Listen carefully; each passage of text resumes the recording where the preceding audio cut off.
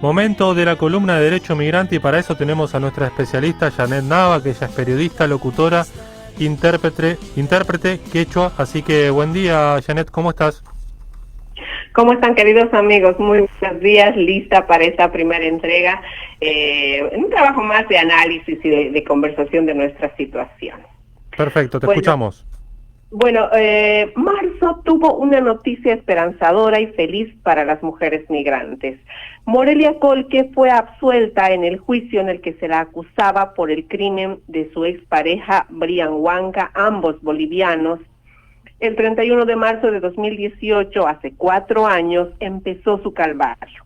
Morelia se defendió de los ataques verbales y físicos de su expareja y en esa circunstancia el agresor murió. La policía la detuvo como principal sospechosa en una comisaría. Luego la trasladaron a una unidad carcelaria cerca en Lomas de Zamora. Más tarde quedó en prisión domiciliaria. En el proceso, primero los embates y la complejidad de la justicia separada de su hija y con la salud deteriorada. Su causa estaba caratulada, y este es uno de los errores muy frecuentes de la justicia, ¿sí? ¿Aló? Sí, te escuchamos. Bien, creí que me había perdido. No. Su causa estaba caratulada, homicidio agravado por el vínculo, pese a que con el padre de su hija ya no eran convivientes. Esto obviamente iba en perjuicio de la defensa de Morelia. En el proceso judicial estuvo asistida por el abogado que le brindó el Frente Popular, Darío Santillán, y el CELS, quienes hicieron que la justicia tome en cuenta que Morelia era víctima mucho antes de los hechos, que incluso fue abusada sexualmente por su ex, quien además ejercía violencia económica porque no le pasaba la manutención para la mantención de la hija en común que tienen. Conversamos con Lucía, abogada del área de litigio y defensa legal del CELS, precisamente para hablar sobre el rol que tuvo esta organización en la defensa de Morelia. Le consultamos por qué la justicia criminaliza a las mujeres y más si se trata de mujeres migrantes, y esto nos respondió.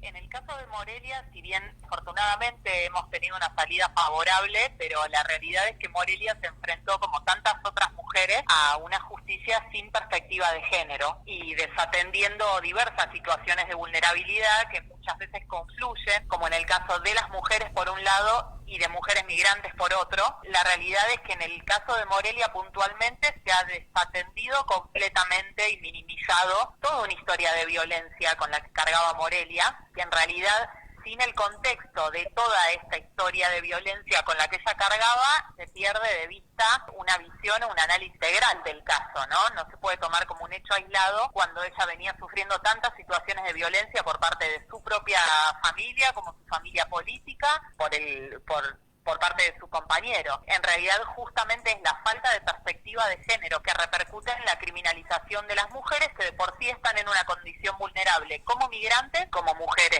por supuesto, pero bueno, es una situación que no es ajena a ningún sector de la sociedad lamentablemente, pero hay sectores que la sufren con más intensidad todavía. Bueno, esa es una primera parte de su respuesta. Nos dijo que se trabajó mucho para que la justicia tome en cuenta los antecedentes de violencia que sufría Morelia, mucho antes de los hechos. Por eso remarcó que es importante tratar los casos de violencia contra la mujer o en razón de género en un contexto más amplio. Por eso en una segunda parte nos responde a la pregunta de cómo se puede garantizar los derechos de las personas migrantes cuando es la misma justicia la que las margina, y esto nos respondía. Creemos que hay que tener una visión integral del Estado. La justicia es uno de los tres poderes, pero en realidad hay que trabajar por explotar o exprimir de la mejor manera posible las herramientas, no solo desde la justicia, que muchas veces no nos las provee o no logra atender determinadas situaciones sumamente críticas, sino también pensar en las herramientas que puede ofrecer el Ejecutivo y fundamentalmente también quienes muchas veces suplen algunas deficiencias de los poderes del Estado son las organizaciones sociales, organismos de derechos humanos que humildemente tratamos de mitigar un poco esas falencias y colaborar con algunos casos Ya en el ingreso, literalmente, hay problemas serios para garantizar el derecho a la migración, ¿no? Que está reconocido a nivel nacional e internacional. Muchísimos estándares internacionales de organismos muy importantes que lo han ratificado y han incluso solicitado al Estado u ordenado al Estado su preservación. Ya de inicio cuentan con ese problema. A partir de eso se terminan dificultando los derechos más esenciales de todas las personas, como el derecho a la salud, el derecho a la vivienda, el derecho al acceso a la justicia, y se da un dominó de vulneraciones dentro de los cuales, bueno, tratamos de ir frenando de a poco o ir interviniendo como para garantizar su respeto, ¿no? Bueno, como verán, ella hace énfasis en el rol del trabajo integral entre el Estado y las organizaciones, que en este caso, como en otros casos, como en el de Reina Maras de Justiciata Munani, han sido fundamentales. Por eso dice que las organizaciones sociales muchas veces suplen el rol del Estado para visibilizar y acompañar a las personas vulneradas. Uno de los colectivos que trabaja en esa línea es el colectivo Ni una migrante menos, integrado por personas de diferentes nacionalidades. Carla Montero es referente. Nos habló precisamente de esa necesidad de contar con espacios amigables en el que las víctimas puedan hablar sin ser juzgadas, y esto nos decía. Qué bueno que estamos hablando de la absolución de Morelia, ¿no? Más allá que estuvo privada de su libertad, encarcelada con una bebé, por defenderse de su agresor, su expareja, en un barrio también muy humilde, donde determinados derechos es muy difícil incluso que acceda la población, porque Morelia se enteran las vecinas, compañeras bolivianas, y dan aviso a sus espacios organizativos. Entonces desde ahí también nosotros siempre reiteramos la necesidad de poder estar en algunos espacios amigables, donde podamos articularnos, donde podamos poder en palabras, sin vergüenza, sin ser juzgadas, las situaciones de violencia que estamos atravesando, ¿sí? Y estos espacios, por ejemplo en el caso de Morelia, ha sido un acompañamiento de mujeres bolivianas que están organizados en una organización que, por ejemplo, es el Frente de Río Santillán, que después se suma también a acompañar este proceso judicial de Morelia, el CERS. Cuando nos defendemos, nos acusan muy fácilmente y nos ponen presas, pero sin embargo, cuando tenemos casos de violación, intentos de homicidio o homicidio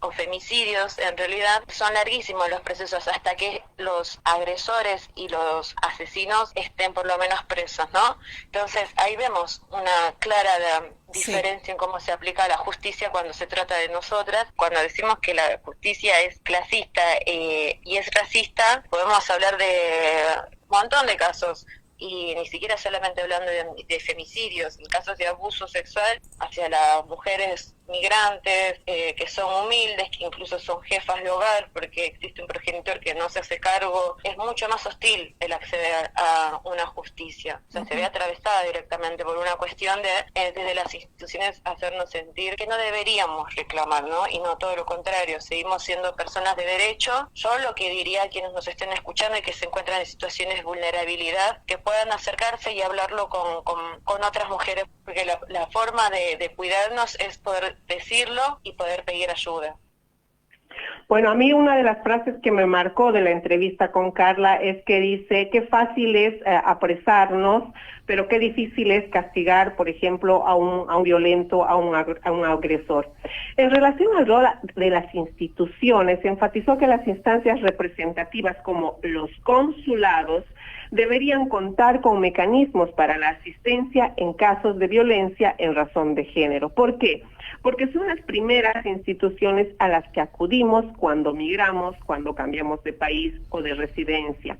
También se refirió a la importancia de que los observatorios de femicidios en sus estadísticas muestren de forma diferenciada la cantidad de víctimas migrantes. Bueno, al respecto debemos decir que la Casa del Encuentro hace esa diferencia. Según su último informe, del 1 de enero al 28 de febrero de este año, se contabilizaron 52 femicidios y transfemicidios, de los cuales 3 eran víctimas migrantes. El año pasado, 2021, se produjeron, según la Casa del Encuentro, 305 femicidios, de los cuales 12 eran víctimas migrantes. A propósito de los espacios de contención y asistencia, La Dirección Migrante es una dependencia directa de la Municipalidad de Quilmes. Conversamos con Reina Isabel Torres, boliviana, activista y referente del Centro Integral Marcelina Meneses, otra boliviana muerta en circunstancias de un ataque xenofóbico. Ella es quien está a la cabeza de esta dirección y quisimos conocer cuál es el trabajo que viene realizando en defensa de los derechos migrantes y esto nos respondía. Bueno, vemos que los derechos, como siempre, ¿no? En el tema salud vimos varios casos que estuvimos acá denunciando, trabajando y articulando también con la gente de salud del municipio, en el tema de que por ahí no accedían a algún tratamiento o a los remedios o a los turnos, también porque estaba la pandemia de por medio, pero fue un poco en general, pero más por las mujeres migrantes. El tema laboral, siempre la mujer o la comunidad migrante en general, en su gran mayoría trabaja de manera informal o en los lugares, como dicen, la parte doméstica, o textil o construcción, pero sí tuvimos muchos casos justamente en pandemia, donde se vieron más que mucha gente quería ayuda, ¿no? Por el tema de la comida o los niños. Entonces iba a desarrollo social y estas personas que no tuvieron acceso al IFE, porque también esto no saltaba o se estaban radicando recién, o mucha gente que entró recién, como decía, muchas familias venezolanas que no tenían un DNI o ninguna entrada, o al menos comenzar la radicación, no podían acceder ni al IFE, y en desarrollo social, como no tenían los papeles hechos, tampoco accedían a los alimentos. Ahí articulamos con Desarrollo Social de Provincia, Desarrollo Social de Nación, para poder entregar alimentos, insumos de limpieza, de cuidado, y así apoyar y ayudar a la gente que realmente lo necesitaba. Hay un programa especial para la mujer que tiene de hecho ya una denuncia, que es el acompañar, y que también muchas mujeres migrantes quizá no pueden acceder por esto, porque o no tienen el DNI ya de manera permanente, o también el tema de las vacunas. Mucha gente pudimos hablar y accionar para que se vacunen la primera vacuna con su cédula de país de origen, o con la precaria que ya la tienen emitida podrían acceder hasta la segunda dosis. Puntuales fueron 3 casos de trata laboral de personas migrantes, 2 de Bolivia y 1 de Paraguay, y después, casos de violencia de género que lo vamos derivando. También mucha gente mayor que se tiene que jubilar y no lo sabía. Hay un decreto que es que tienen que comenzar a tener su certificado de erradicación de ingreso al país. Eso tarda entre 3 y 4 meses, antes tardaba más de un año, y ANSES lo está pidiendo a todos los migrantes. Entonces hay algo que hay que seguir trabajando y acompañar, porque es todo virtual.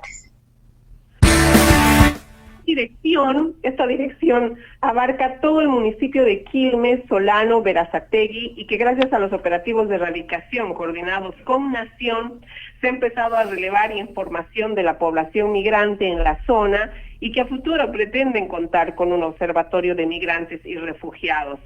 Nos contó que pudieron coordinar actividades con los consulados y participaron de los consulados itinerantes de Bolivia, Paraguay, Venezuela, Uruguay y Perú, donde la principal actividad fue brindar documentación de identidad y radicatorias. Con quienes más problema tuvieron fue con el consulado de Venezuela, porque los documentos los emiten desde Venezuela, los aranceles son muy caros de los trámites.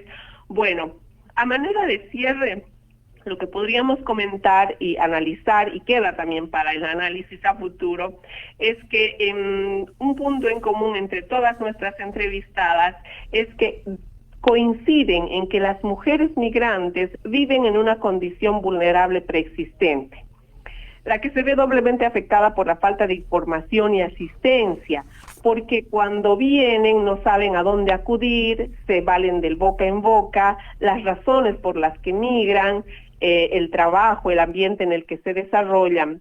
El acceso a la justicia se hace hostil para las mujeres migrantes, precisamente de desconocimiento y la falta de justicia con perspectiva de género. Y ni qué decir cuando se trata de personas cuya lengua materna puede ser el aymara, el guaraní, el quechua, o como en el caso de la colectividad senegalés, que tienen otros idiomas. Entonces se hace doblemente difícil para las mujeres poder acceder a la justicia Esto también ha quedado marcado en el 8M, un llamado importante, urgente, para que la justicia cambie a una justicia con perspectiva de género. Janet, muy completa la verdad la columna, con audios ahí explicando punto por punto. Y bueno, te esperamos el próximo jueves con más novedades del derecho migrante. Así es, lo vamos a estar abarcando tal vez otros aspectos, otros temas, tal vez fronteras, tal vez la criminalización de las personas migrantes en los ámbitos laborales. Acaban de decirme que una compañera peruana ha fallecido luego de un ataque policial. Ella vendía en la calle, pero bueno, de estos temas para abundar y sobre todo para quedar claro los derechos que tengan las personas migrantes, lo vamos a estar conversando en un próximo programa.